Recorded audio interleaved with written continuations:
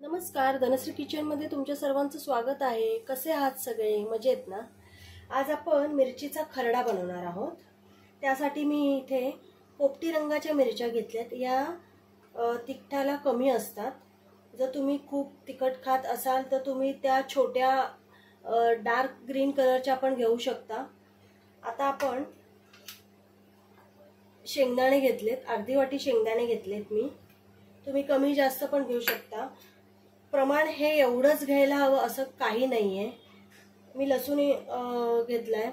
लसूण हा तुम्ही जास्तही घेऊ शकता किंवा कमीही घेऊ शकता। आणि इथे आपण थोडं जिरं घेणार आहोत।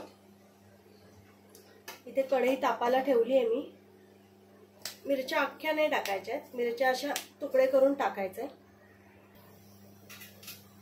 बघू शकता इथे मिरची आपली चांगली भाजते। मिरचीला चांगलं भाजून घ्यायचंय। मिरची पहिले स्वच्छ धुवायची आणि तिला चांगली सुक्या फडक्याने कॉटनच्या पुसायची आहे। नाहीतर त्याच्यात पाणी राहिलं तर ते आपल्या अंगावर पण उडू शकतं। त्यामुळे मी चांगलं कॉटनच्या फडक्याने ह्याला चांगली पुसून घेतली आहे ती स्वच्छ, आणि चांगली भाजायची आहे। तिच्या वरच्या अंगाला असे चटके बसले पाहिजे अशी भाजून घ्यायची आहे ती छान।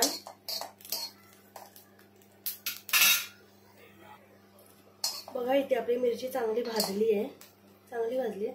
आता इथे आपण थोडं तेल टाकणार आहोत मिरचीवर। अगदी थोडं टाकायचं, एक छोटा चमचा।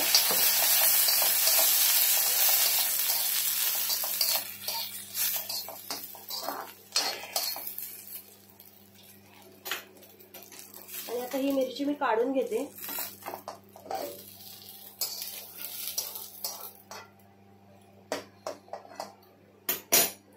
आता आपण इथे शेंगदाणे भाजून घेऊयात।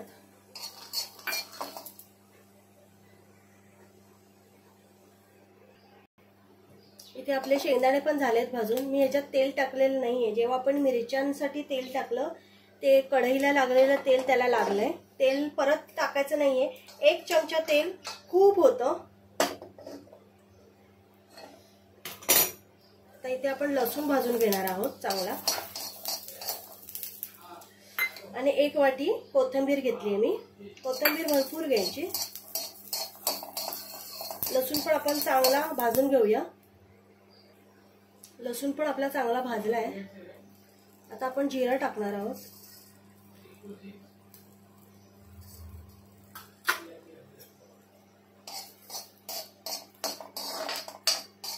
तुमच्या अंदाजे घ्यायचंय जिरं। आता आपण इथे गॅस बंद करू, कारण कढई आपली बऱ्यापैकी तापलेली आहे। ते जिरे असे उडतात। मग फक्त थोडं गॅस बंद करून थोडा वेळ जिरं ठेवायचंय आणि नंतर लगेच काढून घ्यायचंय।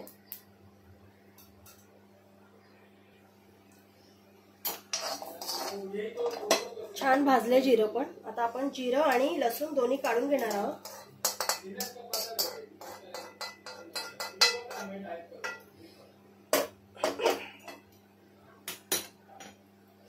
इथे एक वाटी कोथिंबीर घेतली आहे आणि हे सगळं आता हे मी वाटून घेणार आहे। वाटून म्हणजे तुमच्याकडे जर खलबत्ता असेल तर तुम्ही त्याच्यात वाटा, किंवा दगडी पाटावरवंटा असतो किंवा खलबत्ता पण असतो तर ते एकदम बेस्ट। त्याचा स्वाद एकदमच छान लागतो खरड्याला। पण माझ्याकडे ते नाहीये दगडी, त्यामुळे मी ह्याच्यामध्ये कुटून घेणार आहे।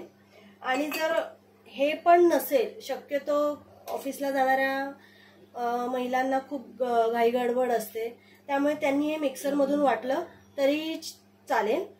फक्त हे एकदम पेस्ट नाही करायचे, चालू बंद करून असं भरडी दळायचं आहे, भरड टाईप असं एकदम असं पेस्ट नाही करायचे। तर आपण आता ह्याच्यामध्ये कुटून घेऊया। हे आणि हे पण टाकणार आहे, आणि चवीनुसार आपण त्याच्यामध्ये मीठ टाकूया। अशा प्रकारे हे सगळं मी आता कुटून घेते।